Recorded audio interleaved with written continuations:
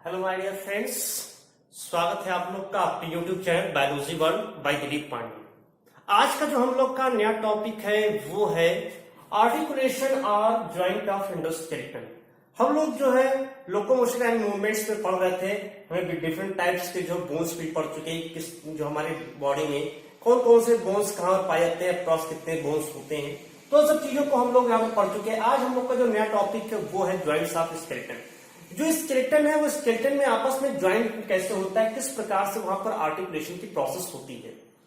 तो यहां पर समझेंगे सबसे पहले कि हम एक चीज जानते हैं, अगर मान लेते हैं हम लोग का जो पूरी बॉडी है, अगर वो पूरी बॉडी जो है एक ही बोन से मिलकर के बनी होती, मान लेते एक ही बोन है, तो हम उस बॉडी में बहुत सारे हमारे मूवमेंट नहीं होता, वो स्थिर होता, या कुछ बोन से मिलकर के बनी होती है, बहुत ज्यादा बोन्स नहीं होती, पूरा मान लेते हाथ की एक ही हड्डी होती, पैर में एक ही हड्डी होती, तो फिर जो हाथ, ये हाथ ऐसे सीधा ही रहता, इसको हम जो है आगे पीछे नहीं कर सकते, ना अपने हाथों को मोड़ सकते थे।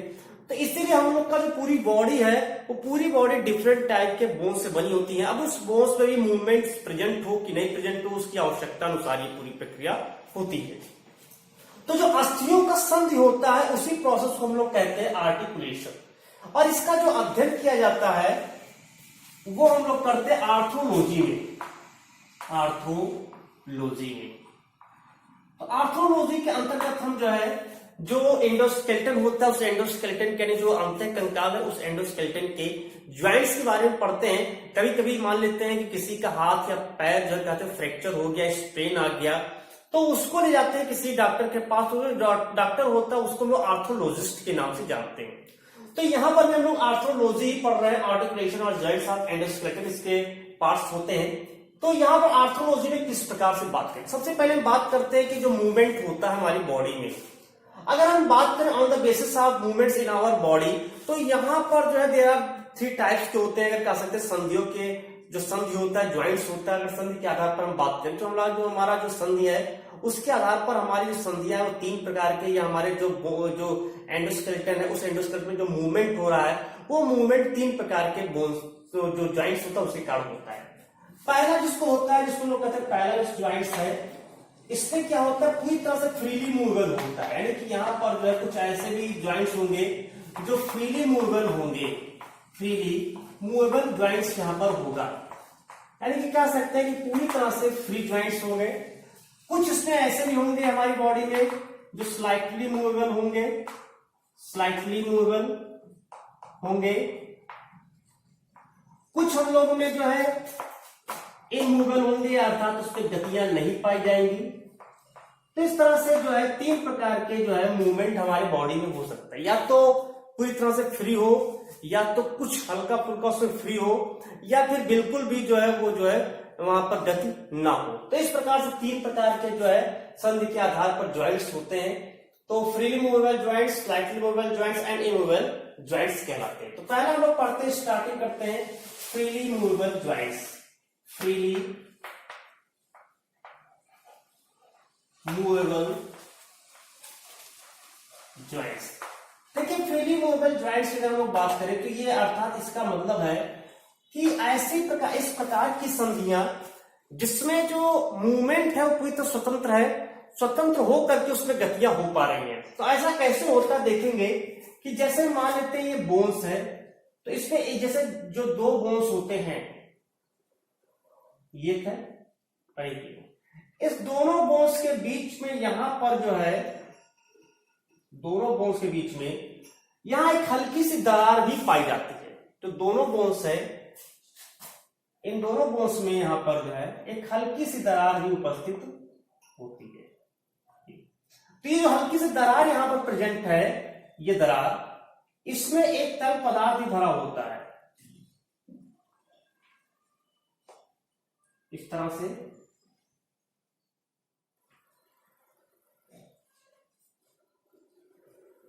ये इसको हम लोग जो इसके बीच में होता है ये असल में आर्टिकुलर कार्टिलेज होता है, इसको हाइलाइन कार्टिलेज कहते हैं। तो ये आर्टिकुलर कार्टिलेज ही होता है, आर्टिकुलर कार्टिलेज, यह जो कहते हैं जो है हाइलाइन कार्टिलेज। तो इस तरह से हाइलाइन कार्टिलेज से मढ़ा हुआ जो है बोन्स यहां पर होता है। इसके ऊपर एक जो है और पाया जाता है, ये यहां पर एक और पाया जाता है, इस पर जो है बोन्स पर ये, इसको हम लोग कहते हैं पेरियास्टियम। पेरियास्टियम का आवरण इस पर प्रेजेंट होता है। जो भी फ्रीली मूवेबल ज्वाइंट्स वाले बोन्स होते हैं उनमें पेरियास्टियम का आवरण पाया जाता है। ये जो होता है इसको हम लोग कहते हैं साइनोवियल कैप्सूल। साइनोवियल कैप्सूल ये जो है अपने पास इसके अंदर की ओर अगर हम देखें तो इसमें जो है साइनोवियल फ्लूइड भरा रहता है। साइनोवियल फ्लूइड इसमें भरा रहता है। ये पूरा साइनोवियल फ्लूइड इसमें भरा होता है। इसके अलावा ये यहां से जो है एक इसके ऊपर आवरण होता है, इसी को हम लोग कहते हैं साइनोवियल कैप्सूल। ये साइनोवियल कैप्सूल यहां पर जो आवरण के रूप में यहां पर उपस्थित होता है, इस तरह साइनोवियल रहता है। तो ये अंदर क्यों जो साइनोवियल कैप्सूल के अंदर जो साइनोवियल फ्लूइड जिसमें भरा हुआ है, जो कि यहाँ पर आर्टिकुलर कार्टिलेज अर्थात जो है हाइलाइन कार्टिलेज का बना हुआ होता है, ये इन दोनों को परस्पर जो है जुड़ने से रोकती है और इसको इस तरह से मूवमेंट कराती है कि इसमें जब ये मूव करे तो यहाँ पर इससे गद्दीनुमा संरचना चूंकि बना लेती है, एक लिक्विड कहलाता है, गद्दीनुमा संरचना बनाती है, जिसके कारण यहाँ पर क्या होता है कि इसमें जो है यहाँ पर आवाज नहीं आती है। जब हम अपने हाथ को घुमाते इधर उधर करते तो ये किसी प्रकार की कोई आवाज नहीं आती, अर्थात वहां पर कुछ लचीला गद्दीनुमा संरचना पाई जा रही है, जिसके कारण हमारा हाथ या पैर हिल भी रहा है और वहां पर किसी प्रकार की आवाज या ध्वनियां नहीं आ रही है। तो ध्वनियां क्यों नहीं आ रही? क्योंकि वहां पर उसके बीच में साइनोवियल फ्लूइड वहां पर प्रेजेंट होता है।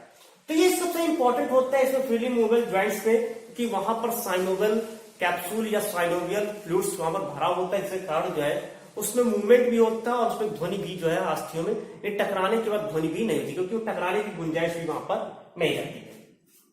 जो फ्रीली मूवेबल ज्वाइंट्स होता है इसकी हम लोग बात करें तो ये निम्न डिफरेंट टाइप्स के होते हैं। जैसे सबसे पहले इसको समझेंगे, एक होता है बॉल एंड सॉकेट ज्वाइंट। तो इसमें उसके जो ज्वाइंट्स और ज्वाइंट्स के आधार पर बात करें, बॉल एंड सॉकेट ज्वाइंट्स। अगर बॉल एंड सॉकेट ज्वाइंट की बात करें तो इसमें क्या होता है कि एक जो अस्थि होती है, एक अस्थि प्याले की नुमा संरचना में होती है, प्याले नुमा, और दूसरी अस्थि जो होती है वो गेंद की नुमा संरचना में ऐसे आती है। तो इसका नाम रखा गया कंदुक खल्लिका संधि। हिंदी में इसको कहते हैं कंदुक खल्लिका संधि। ये जो बॉल एंड सॉकेट ज्वाइंट होता है इसका एक जो होता है सॉकेट के रूप में होता है, जैसा ये बोन है, एक बॉल के रूप में होता है जो पूरी तरह से घुमाया फिराया जा सकता है। इसमें अगर एग्जाम्पल को समझेंगे तो यहाँ पर ध्यान से देखेंगे अपनी बॉडी में जो अंश मेखला, ये जो मेखला होते हैं, चाहे ये हाथ की चाहे पैर की, हम इसको आसानी से किसी भी तरफ इसको आसानी से इसको जो है मोड़ सकते हैं, घुमा सकते हैं, उठा सकते हैं, इस तरह से पूरी तरह से मूवेबल यहाँ पर करा सकते हैं। तो हाथ को कराएं या पैर को करा सकते हैं। तो जो भी यहाँ पर गर्डल से जुड़ी बोन्स होती हैं, ठीक है, जो गर्डल बोन होती है, गर्डल बोन, ये इसमें जो है बॉल एंड सॉकेट ज्वाइंट पाए जाते हैं। तो यहाँ पर कंदुक खल्लिका संधि होती है, जो भी मेखलाएं होती है उस मेखला से जो भी यानी कह सकते हैं जो यहाँ पर क्लैविकुलर एंड स्कैपुला है उसके बीच में, और यहाँ पर जो भी यहाँ पर पेल्विक के बोन्स है वहां पर जो है रहता है। तो ये यहाँ पर बॉल एंड सॉकेट ज्वाइंट होता है। दूसरा एक होता है इसी में hinge joint. Hinge joint, hinge joint को हिंदी में कहते हैं कब्जा संधि। कब्जा संधि जैसे खिड़की देखोगे, दरवाजा होता है, दरवाजे में एक साइड ठीक खुलता है, दूसरी साइड नहीं खुलता है, कुछ इस प्रकार। यानी इसमें जो एक बोन्स होता है दूसरे बोन पर इस प्रकार से फिक्स होता है, जैसे यही है, कुछ इस प्रकार से यहां पर जो फिक्स होगा ये, तो इसी पर जो है दूसरा बोन जो है फिक्स होता है ये। तो ये जो पीछे की ओर यहाँ पर एक रागा होता है पट्टी, तो इसके कारण क्या होती है, आगे की ओर गति करता है और पीछे की ओर, लेकिन जैसे हमारी उंगली देख लीजिए, ये उंगली अब पीछे क्यों नहीं जा रही है, लेकिन इसको आगे क्यों मोड़ सकते हैं किसी भी तरफ, कोई भी उंगलियां, लेकिन पीछे क्यों नहीं जा रही है। इसी प्रकार हमारा जो ये देख रहा है यहाँ पर जो ज्वाइंट्स है, ठीक है, इसमें भी क्या हो रहा है, आगे की ओर हो रहा है लेकिन पीछे की जाकर जा रहा है। तो जो दूसरा बोन्स है वो इस प्रकार से व्यवस्थित है कि जब ये जा रहा है तो इसे रोक दे रहा है और आगे की ओर पूरी तरह से फ्री है, तो एक के ऊपर चढ़ा रहता है। तो इस तरह से एक बोन दूसरे के ऊपर चढ़ा होता है, इस तरह से उसको हम कहते हैं हिंज ज्वाइंट। यानी यहां पर हिंज ज्वाइंट कहां पर पाया जा रहा है कि जैसे हमारी कुहनी हो गई, ये घुटना हो गया, पैर का घुटना भी एक ही तरफ जो मुड़ता है, उंगलियां के पोर जो होते हैं वो एक ही डायरेक्शन में खुलते हैं, तो इसको कहते हैं हम लोग हिंज ज्वाइंट। तीसरा होता है पाइवोट ज्वाइंट। इसको हिंदी में कहते हैं धुराग्र संधि। धुराग्र संधि धुरी पर, जैसे कहते हैं जैसे साइकिल है, साइकिल अपने जो पहिया होता है धुरी पर नाचता है, किसी धुरी पर रख दे तो उस पर किसी चीज को घुमाया जाए तो होता है। यानी कि इसमें क्या होता है, एक बोन ऐसे फिक्स होता है और दूसरा बोन उस पर इस प्रकार से फिट होता है कि वो गोलाई में केवल घूम सकता है, केवल गोलाई में इस तरह से घूम सकता है, थोड़ा बहुत ऊपर नीचे कर सकते हैं, इस तरह से रहता है। तो ऐसा जो पाया जाता है, जो हमारी वर्टिब्री होती है उस वर्टिब्री के साथ, चूंकि यहाँ पर सर्विकल वर्टिब्री में 7 हड्डियां होती हैं, तो दूसरी हड्डी होती है, उस दूसरी हड्डी के जो डेंटाइन प्रोसेस होता है, उस डेंटाइन प्रोसेस पर यानी दूसरी हड्डी पर जो पहली हड्डी एटलस होता है, जिसको फर्स्ट हड्डी कहते हैं, पहली जो है एटलस है, वो एटलस इस प्रकार से फिक्स होती है जिसका हम अपनी ग्रीवा को ये इस तरह से थोड़ा बहुत घुमा सकते हैं। तो इसको कहते हैं, यहां पर जो घूम रहा है ये इसी पाइवोट संधि के कारण होता है। तो जो हमारा एटलस होता है, एटलस बोन, वो धुराग्र संधि में आता है, यानी यहां पर एटलस बोन रहता है। चौथा इसमें देखेंगे सैडल ज्वाइंट। असल में जो सैडल ज्वाइंट होता है ये बॉल एंड सॉकेट ज्वाइंट का ही एक रूप है, लेकिन बॉल एंड सॉकेट ज्वाइंट एकदम फ्री होकर घूमता है, जैसे हाथ में पूरा तरह से घुमा सकते हैं आसानी से पूरा, लेकिन इसमें क्या होता है, पूरे तरह से फ्री नहीं होता है। जैसा कि अंगूठे को देखेंगे कि हम हिला तो पाए, लेकिन बहुत ज्यादा आगे की ओर तो चल रहा है, लेकिन पीछे की ओर जो है ये पूरी तरह से नहीं जा रहा है। तो उस तरह से बॉल एंड सॉकेट ज्वाइंट के समान है, लेकिन ये फिर भी बॉल एंड सॉकेट ज्वाइंट नहीं है, ये यहाँ पर सैडल ज्वाइंट होता है। तो इसमें कहां पर होता है, जो यहाँ पर अंगूठा है, अंगूठा और जो मेटाकार्पल्स है, उस मेटाकार्पस और अंगूठे के बीच का जो यहाँ पर रहता है बोस, उसमें जो है सैडल ज्वाइंट पाया जाता है। तो कभी कभी क्वेश्चन भी पूछा जाता है कि जो अंगूठा होता है उसमें कौन सा ज्वाइंट होता है, सैडल ज्वाइंट होता है। इसमें एग्जाम्पल को ध्यान रखना है। इसके अलावा एक और होता है ग्लाइडिंग ज्वाइंट। ग्लाइडिंग ज्वाइंट, इसको हिंदी में कहते हैं विसर्पी संधि। विसर्पी, रेंगने वाले जिसे कह सकते हैं, फिसलने वाला। यहां पर जैसे क्या देखे होंगे कि ये जो 2 बोन्स है, रेडियस अल्ना, इसको यहीं पर होता है रेडियस अल्ना, 2 बोन्स होते हैं, इस प्रकार से व्यवस्थित होते हैं। तो इसको हम देखें कि ऐसे से घुमा रहे थे जैसे दोनों हड्डियां एक दूसरे को परस्पर जो है फिसल रही है, तो ये यहां पर होता है। इसके अलावा इस कलाई में भी अगर हम देखें तो यहां पर फिसलन हो रहा है, इसमें भी ऐसे पैर के टिबिया फिबुलों में भी जो है फिसलन होता है, गुल्फ वाले भाग में भी फिसलन होता है। तो जहां पर इस प्रकार की मूवमेंट होती है उसको कहते हैं विसर्पी संधि अर्थात ग्लाइडिंग ज्वाइंट। तो ये 5 प्रकार के फ्रीली मूवेबल ज्वाइंट्स होता है, जिसपे पूरी तरह से जो संधि होते हैं वो संधियों में पूरी तरह स्वतंत्रता होती है, और उसमें जो संधियां इससे संबंधित होती है उसमें पूरी तरह से जुड़ी होती है। अब दूसरा आता है slightly movable joints. Slightly movable joints, slightly movable joints में साइनोवियल जो कैप्सूल होता नहीं पाया जाता है। स्लाइटली मूवेबल ज्वाइंट्स में साइनोवियल कैप्सूल नहीं पाया जाता है। हाँ, हो सकता है कुछ मात्रा में साइनोवियल फ्लूइड पाया जा सकता है, लेकिन कैप्सूल नहीं होता है।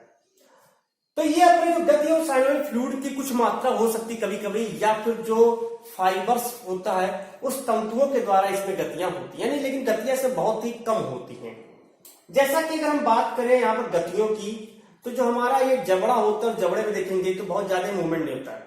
हम लोग का ये जो ऊपर का ये पूरा भाग होता है ये फिक्स होता है, जो जब जबड़ा हिलता है वो केवल नीचे वाला जबड़ा ही हम लोग हिला सकते हैं, केवल नीचे वाला, ऊपर का जबड़ा हम लोग हिला नहीं सकते हैं। तो इसको कहते हैं स्लाइटली मूवेबल ज्वाइंट्स, जहां पर थोड़ा सा, या इसके अलावा जो है जो स्लाइटली मूवेबल होता है, जैसे हमारा वर्टिब्री कॉलम होता है, वर्टिब्री कॉलम के बीच में यहाँ पर इंटरवर्टिब्रल डिस्क पाया जाता है। ये इंटरवर्टिब्रल डिस्क जो होता है उस पर थोड़ी सी मूवमेंट हो, इसके कारण हम थोड़ा सा अपने जो वर्टिब्री है उस पर थोड़ा सा मूवमेंट करके हम आगे पीछे हो सकते हैं। तो ये यहाँ पर होता है। इसके अलावा जो हमारा हिप बोन है, उस हिप बोन में भी जो यहाँ पर जो है स्लाइटली मूवेबल पाया जाता है। हिप बोन में भी स्लाइटली मूवेबल पाया जाता है, इसको हम लोग क्लाविकल वो क्या नाम है, जिसको हम लोग जब पेल्विक बोन के नाम से भी जानते हैं। तो यहाँ पर स्लाइटली मूवेबल जॉइंट्स होता है। तीसरा होता है इमूवेबल। इमूवेबल जो जॉइंट्स होता है, इसमें किसी प्रकार की जो है फ्लूइड आदि जो है या कैप्सूल नहीं पाया जाता है। ये इस प्रकार से व्यवस्थित होते हैं, जैसे सीवन होता है इस तरह से, एक बोन इस तरह से होता है, दूसरा बोन इस तरह से होता है। तो दोनों बोन जो है